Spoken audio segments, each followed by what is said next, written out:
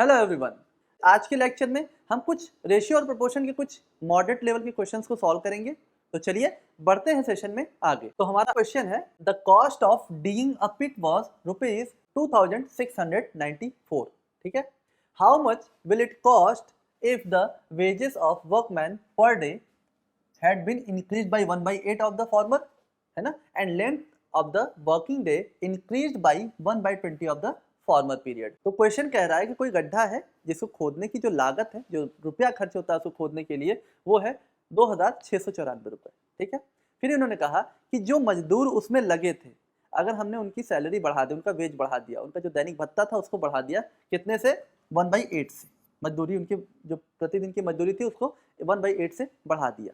तो 1/8 से अगर हम बढ़ा रहे हैं कोई चीज़, अगर हम 1/8 से बढ़ा रहे हैं तो मतलब पहले 8 यूनिट देते थे, फिर 1 से बढ़ा दिया तो जो नई वेज आ गई वो 9 यूनिट आ गई।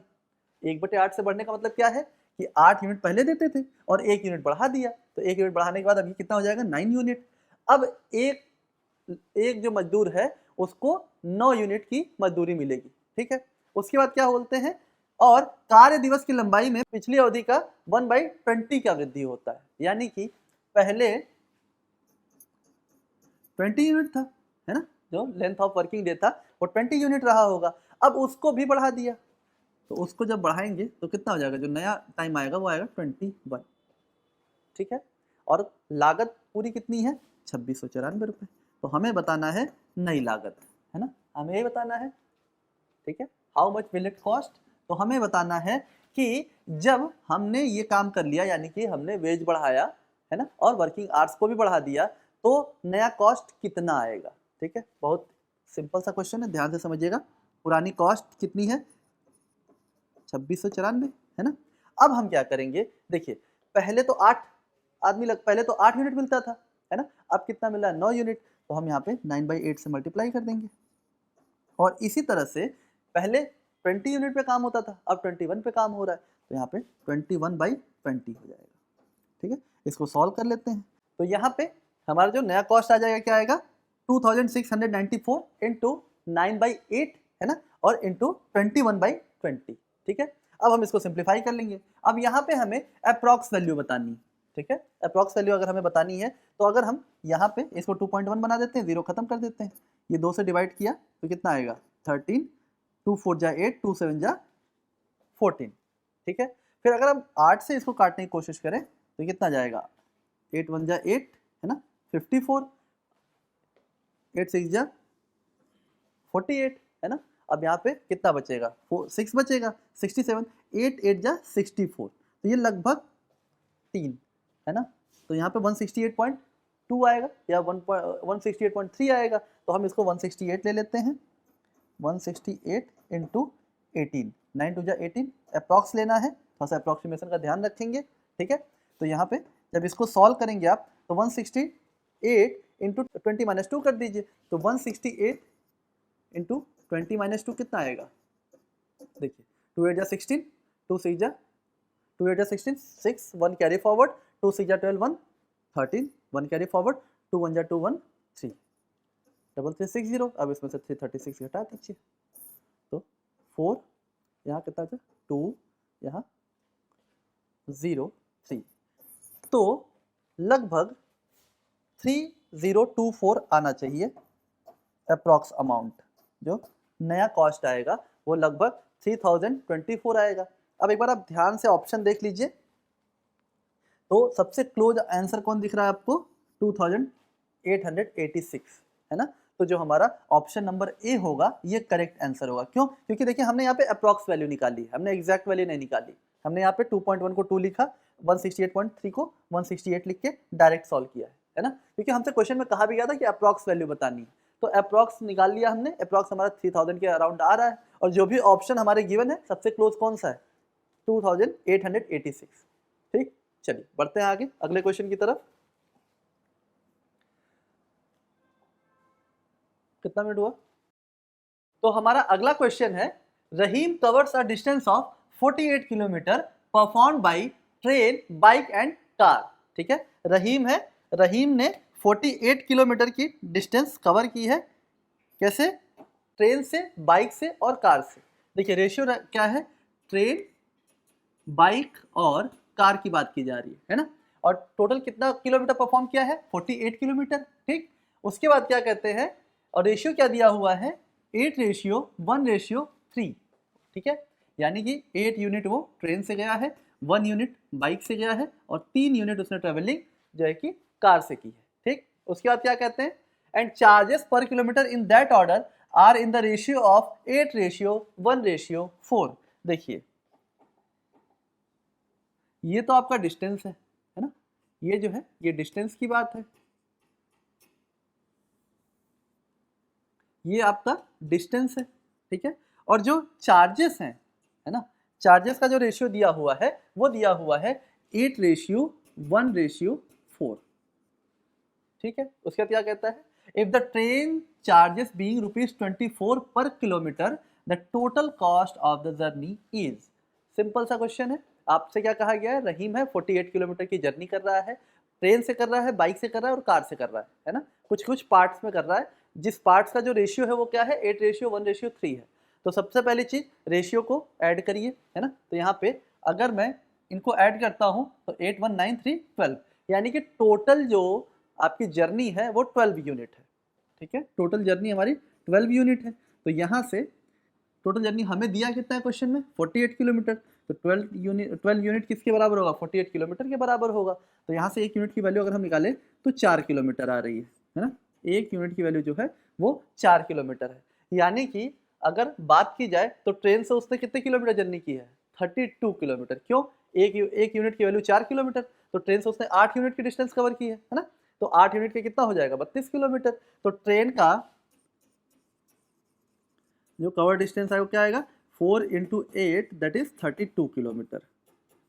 अब हमने यहाँ पे ट्रेन की बात इसलिए की क्योंकि यहाँ पे देखिए जो ट्रेन का चार्ज दिया है ना, हमें चार्ज जो दिया है वो ट्रेन का दिया है। ठीक है, तो ट्रेन का चार्ज कितना है, 24 रुपये पर किलोमीटर। तो यहाँ से याद रखिएगा कि चार्ज जो है वो ट्रेन का दिया हुआ कितना, 24 रुपये पर किलोमीटर, और जो रेशियो है चार्ज का वो कितना है, वो भी 8 रेशियो है। तो यहाँ से ये डिस्टेंस की बात हो गई है ना, ये जो बात की हमने ये डिस्टेंस से रिलेटेड था। ठीक, अब हम बात करने जा रहे हैं चार्ज से रिलेटेड। तो ट्रेन से जो उसका चार्ज लग रहा था वो कितने यूनिट लग रहा है, 8 यूनिट है ना, और वैल्यू कितनी दी है, 24 रुपीज़। तो यहाँ से 1 यूनिट की वैल्यू आएगी 3 रुपीज़ है ना, यहाँ से 1 यूनिट की वैल्यू आई 3 रुपीज़। अब यहाँ पे भी रेशियो आपको मिल गया और यहाँ पे भी रेशियो की वैल्यू मिल गई है ना। तो हमसे क्या बोला जा रहा है कि find the total cost of the journey. तो पहले आप ये देख लो कि टोटल कॉस्ट कितना लग रहा है। अब यहाँ पे अगर हम टोटल कॉस्ट निकालें, यहाँ पे अगर हम टोटल कॉस्ट निकालें तो देखिए ये कितना हो जाएगा, 1 यूनिट की वैल्यू 4 किलोमीटर है तो 32 किलोमीटर, 8 चौक 32। तो यहाँ पे 8 में 4 से गुणा किया कितना है, 32 किलोमीटर।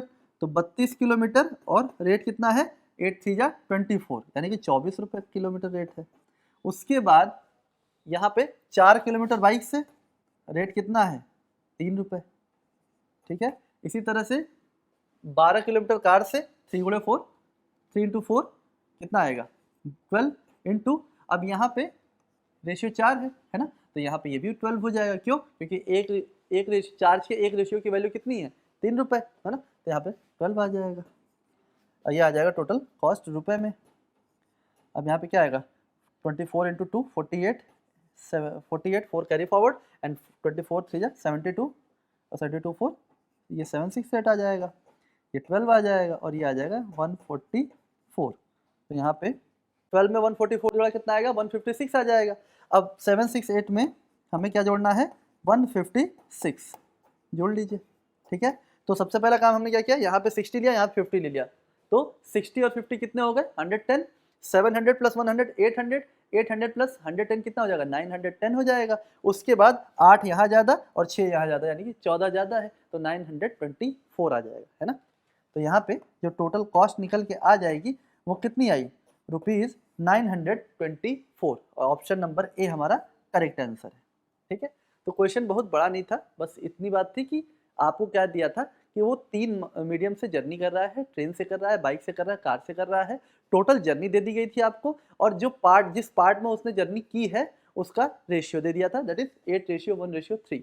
उसके बाद आपसे कहा गया कि जो चार्जेस हैं जर्नी के वो पर किलोमीटर इतने हैं, उनका भी रेशियो दे दिया था, और ट्रेन का आपको चार्ज का अमाउंट बता दिया था। तो ट्रेन का जो पर किलोमीटर चार्ज का अमाउंट बताया, वहाँ से आपने चार्ज वाले रेशियो की वैल्यू निकाल ली, है ना, जिससे हमने निकाला था एक रेशियो की वैल्यू 3 रुपये, है ना।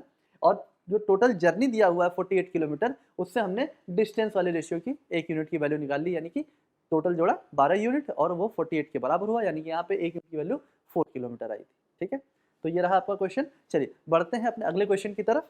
तो हमारा अगला क्वेश्चन है, अ बैग कंटेन्स 25 पैसे, 50 पैसे एंड 1 रुपी कॉइन। ठीक है, कोई बैग है, उसमें 50 पैसे के सिक्के हैं, 25 पैसे के सिक्के हैं और 1 रुपए के सिक्के हैं। If there are 220 coins in all and the total amount in the bag is ₹160। अब आपको टोटल कॉइन्स दिया है 220, है ना, टोटल बैग में 220 कॉइन्स है, और जो अमाउंट आ रहा है रुपए में वो कितना आ रहा है, वो आ रहा है 160 रुपए। ठीक है, if there are thrice as many 1 rupees coin as there are 25 paise coin, then what is the number of 50 paise coins. तो हमें 50 पैसे के सिक्कों की संख्या बताना है, जबकि कंडीशन आपके साथ क्या है कि जितने 25 पैसे के सिक्के हैं उसका 3 गुना जो है वो 1 रुपए के सिक्के हैं। ठीक है, तो आइए देखते हैं कि कैसे बनाएंगे इस क्वेश्चन को। देखिए, सिक्के आपके पास 3 टाइप के हैं, एक 25 पैसे का है, एक 50 पैसे का है और एक 1 रुपीज का है। ठीक है, ये 3 सिक्के हैं। अब इनका कोई रेशियो दिया हुआ है? नहीं, इनका कोई रेशियो नहीं दिया हुआ है। आपसे कहा क्या गया कि कुल 220 सिक्के हैं, तो टोटल सिक्के हैं कितने, 220। तो पहले हम ये मान लेते हैं कि चलो 25 पैसे के जो सिक्के होंगे ना वो x यूनिट होंगे, तो इसको x मान लिया। 50 पैसे के जो सिक्के होंगे वो y यूनिट है, और 1 रुपीज़ के जो सिक्के हैं वो z यूनिट है। ठीक है, तो हमने मान लिया कि x सिक्के हैं 25 पैसे के, y सिक्के हैं 50 पैसे के और z सिक्के हैं 1 रुपए के। बात यहाँ खत्म। अब क्या कह रहा है क्वेश्चन में, इन्होंने कहा कि कुल 220 सिक्के हैं। अब यहाँ से अगर आप कुल सिक्कों की संख्या आप यहाँ से देखो तो क्या है, x plus y plus z. हमने तो मान रखा है ना 25 पैसे x यूनिट है, 50 पैसे y यूनिट है और 1 रुपये z यूनिट है। तो हमारे हिसाब से टोटल सम कितना आना चाहिए, x plus y plus z, ये हमने सोचा, और क्वेश्चन के हिसाब से क्या है वो 220 है ना। तो ये 220 यूनिट हो गया। तो ये रहा आपका, ये आपका इक्वेशन नंबर 1 होगा। ठीक है, अब बात करते हैं अगले लाइन में लिखा है कि और बैग में कुल राशि है ₹160। 160 रुपए बैग में रखे हुए हैं। अब मान लीजिए 25 पैसे हैं, है ना, और 25 पैसे के x सिक्के हैं, तो 25 पैसे के जितने सिक्के हैं वो कितने रुपए बनाएंगे, 1/4 इंटू एक्स। ठीक है, क्यों, ध्यान से समझिए क्यों, क्योंकि 25 पैसे की वैल्यू कितनी होगी, 1/4 रुपीज़। 1 रुपए में 25 पैसे के 4 सिक्के होते हैं ना, तो एक सिक्के की वैल्यू कितनी आई, 1/4 रुपीज़ आई। तो 1/4 रुपीज़ इंटू एक्स, क्यों, क्योंकि ये अमाउंट हमारा रुपए में दिया हुआ है ना, रुपए में अमाउंट दिया हुआ है। ठीक है, इसी तरीके से y 50 पैसे के है ना, 50 पैसे के सिक्कों की संख्या है y, तो यहाँ से अमाउंट जब निकालेंगे तो ये क्या हो जाएगा, 1/2 इंटू वाई। क्यों, क्योंकि दो सिक्के मिलकर 1 रुपये बनाते हैं। ठीक है, चलिए अब यहाँ पे जेड तो जेड ही रहेगा, क्यों, 1 रुपये की वैल्यू तो 1 रुपये होती है ना। तो यहाँ से जो अमाउंट निकल के आया वो निकल के आया 160, क्यों, टोटल 160 रुपीज़ गिवन है। यहाँ तक की बात समझ में आ गई होगी। अब यहाँ पे 4 है, यहाँ पे 2 है, यहाँ पे 1 है, तो इसका क्या करते हैं हम, एलसीएम ले लेते हैं। तो एलसीएम लेंगे तो 4 और 2 का एलसीएम कितना आएगा, 4 आएगा। तो यहाँ पे 4 से मल्टीप्लाई करिए तो ये क्या आ जाएगा, x आ जाएगा, प्लस यहाँ पे 1/2 इंटू 4 करेंगे 2y हो जाएगा, है ना, प्लस 4z इक्वल्स टू 160। ये आपका सेकेंड इक्वेशन हो जाएगा। अब यहाँ पे देखिए अननोन कितने हैं, 3, x y z, ये 3 अननोन है। अब 3 अननोन है तो ऑब्वियस सी बात है, इसको सॉल्व करने के लिए हमें 3 इक्वेशन की भी जरूरत पड़ेगी। अब तीसरी इक्वेशन कहाँ से ले आए, तो अगर क्वेश्चन में आप आगे बढ़ेंगे तो क्या लिखा हुआ है, if there are thrice as many 1 rupee coins as there are 25 पैसे वाले कॉइन। ठीक है, अब तीसरा इक्वेशन क्या होगा, अब 1 रुपीज के कॉइन को कितना माना है हमने, 1 रुपीज के कॉइन को हमने माना है z, है ना, और हमने x किसको माना था, x माना था हमने 25 पैसे के कॉइन्स को। तो देखिए क्या लिखा हुआ है यहाँ पे लिखा हुआ है कि 25 पैसे के सिक्कों की तुलना में 1 रुपए के 3 गुना सिक्के हैं, है ना। तो अगर यहाँ से हम z निकाले तो z की वैल्यू कितनी आनी चाहिए, total number of 1 rupees coin कितना है, z है ना। तो z की वैल्यू अगर हम यहाँ से निकाले तो z आएगा आपका 3x, और यही आपका तीसरा इक्वेशन होगा। अब Z 3x क्यों हुआ? क्योंकि उन्होंने कहा है कि 25 पैसे के सिक्कों की तुलना में 1 रुपए के 3 गुना सिक्के हैं, यानी कि जो 1 रुपए के सिक्के हैं वो 25 पैसे के सिक्कों की संख्या के 3 गुने में है। तो 1 रुपए के सिक्कों की संख्या कितनी है? Z, 25 पैसे के सिक्कों की संख्या है x, और 3 गुना बोला तो Z इक्वल टू 3x हो जाएगा। अब यहाँ से क्या करेंगे? अब Z की वैल्यू पुट कर देंगे, है ना, 3 अननोन, 3 इक्वेशन सॉल्व करेंगे, सबकी वैल्यू निकल जाएगी। तो यहाँ से जब हम इक्वेशन तीनों सॉल्व करेंगे फ्रॉम इक्वेशन 1, 2 एंड 3, जब हम इन तीनों इक्वेशन को सॉल्व करेंगे तो यहाँ से जो x की वैल्यू निकल के आएगी वो आएगी आपकी 40, ठीक है, x की वैल्यू 40 आ जाएगी। और जब x की वैल्यू 40 आ जाएगी तो नंबर ऑफ Z यानी कि नंबर ऑफ 1 रुपीज़ कॉइन कितने आएंगे? Z 3x, है ना, Z 3x है, तो Z जो है वो आ जाएगा 3 इंटू 40, ये आ जाएगा 120।